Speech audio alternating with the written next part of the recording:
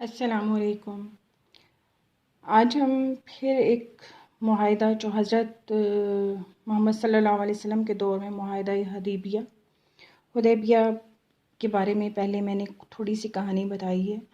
ابھی اس سے آگے کا ہم سفر شروع کرتے ہیں کہ پچھلا ہم نے ایک چھوڑا تھا۔ میں ایک تھوڑا سا حوالہ دے دیتی ہوں کہ حدیبیہ ایک کنویں کا نام ہے، اور وہ کنواں ایک متوسط درجہ گاؤں ہے، اس کا نام ہے، اور یہ مکہ اور مدینہ کے درمیان میں ہے۔ اس کا فاصلہ مدینہ سے زیادہ ہے اور مکہ سے کم ہے، اور اس کا اتنا مکہ کے یہ قریب ہے کہ اسے حرم میں شمار کیا جاتا ہے، یعنی بیت اللہ حج جہاں ہم حج کرنے جاتے ہیں اس کا جو آتا ہے، اس کا جو علاقہ ہے اس کو حرم بولتے ہیں، اور یہ حرم میں اس کا حصہ شامل ہوتا ہے۔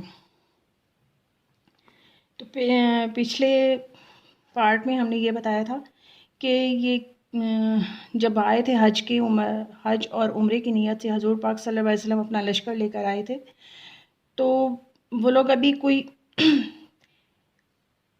حضرت عفان کے مقام پر ہی پہنچے تھے کہ بشریٰ بن سفیان آپ سے آ کر ملے اور عرض کیا کہ قریش آپ کی آمد کی خبر سن کر اپنا لشکر لے کر کعب بن لوئی اور عامر بن لوئی کے ساتھ وادی ذی طویٰ میں خیمہ زن ہو گئے ہیں۔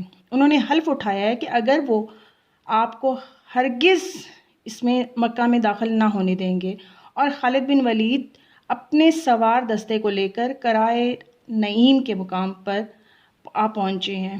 یہ سن کر حضور صلی اللہ علیہ وآلہ وسلم نے فرمایا، قریش پر افسوس، قریش پر افسوس، قریش پر افسوس، جنگی جنون نے ان کو بے عقل بنا دیا ہے۔ ان کا کیا چاہتا کہ اگر یہ مجھے اور عرب کے لوگوں کو آزاد چھوڑ دیتے، اگر وہ مجھے ہلاک کر بھی دیں گے تو ان کی منشا پوری ہو جائے گی، یعنی ان کی خواہش پوری ہو جائے گی، اور اگر خدا نے مجھے ان پر غلبہ عطا فرمایا تو وہ اسلام میں داخل ہو جائیں گے۔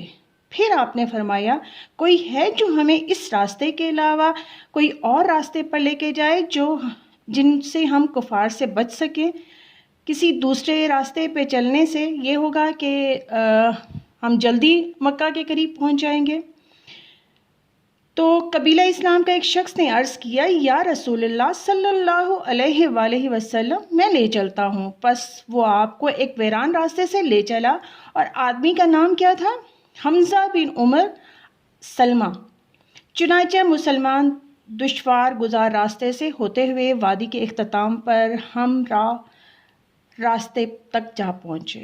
وہاں سے چل کر حدیبیہ کے کنویں پر آ کر قیام فرمایا اور حضور کی خدمت میں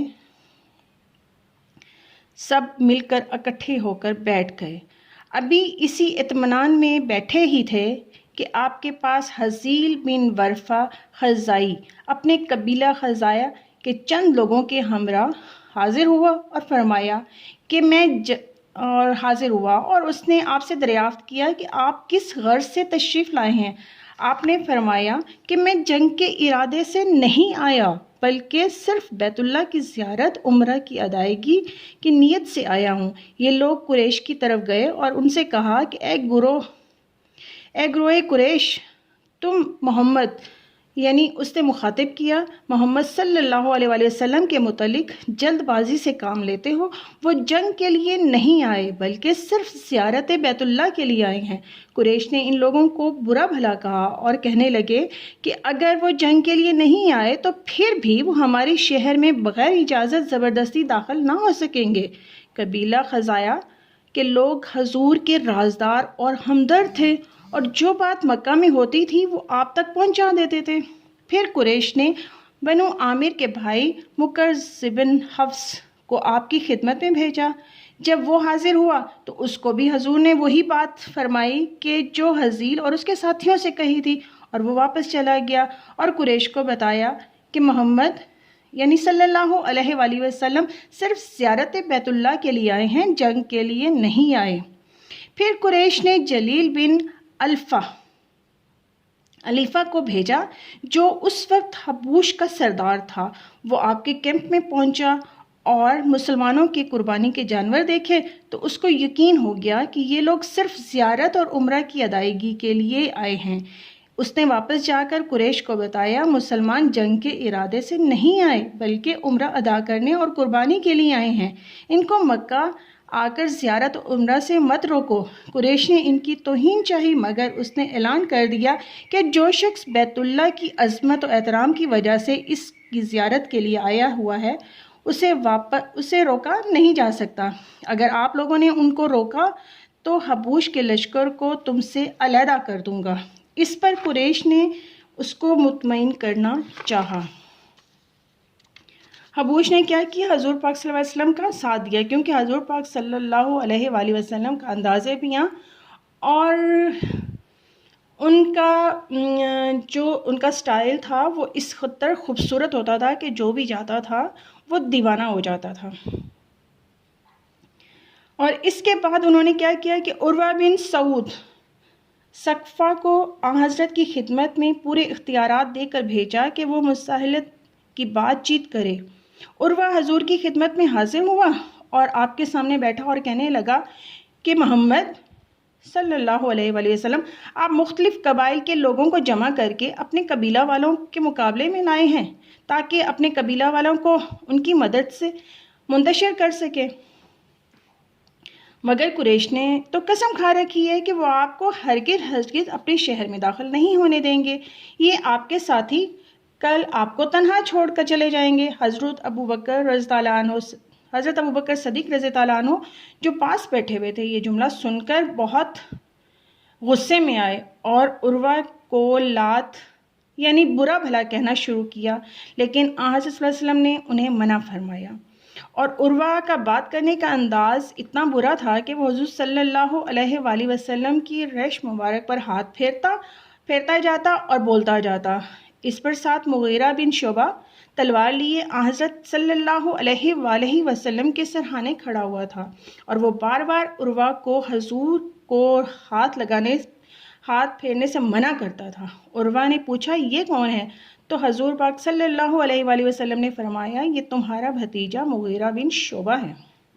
عروہ کی گفتگو ختم ہونے کے بعد حضور نے ان کو بھی فرمایا کہ ہم جنگ کی نیت سے نہیں آئے بلکہ زیارت بیت اللہ اور ادائیگی عمرہ قربانی کے لیے آئے ہیں۔ عروہ حضرت صلی اللہ علیہ وسلم سے گفتگو کرنے کے بعد قریش کے پاس پہنچا اور بتایا کہ آپ کو صحابہ کا بے حد حساب کتاب اور بے حد احترام کرتا ہوں اور حیران کن حد تک آپ کی عظمت اور بزرگی کا پاس کرتے ہوئے عروہ نے قریش کو مشورہ دیا کہ تم لوگ محمد اور ان کے ساتھیوں کو مکہ میں داخل ہونے اور زیارت بیت اللہ کی اجازت دے دو، مخالفت کے ارادے سے باز آ جاؤ، اندیشہ ہے کہ اگر مقابلہ ہوا تو تم ان پر غلبہ نہ پا سکو گے۔ مگر قریش نے عروہ بن مسعود کی بات نہ سنی اور دل برداشتہ ہو کر اپنے ساتھیوں سمیت اپنے گھر طائف چلا گیا۔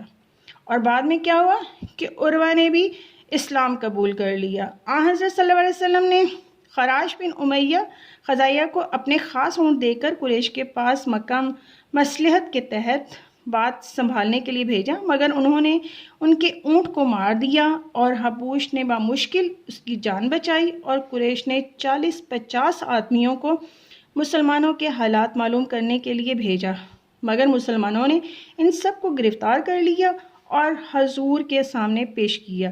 آپ نے ان سب کو معاف کر کے چھوڑ دیا۔ یہ تھا دوسرا حصہ۔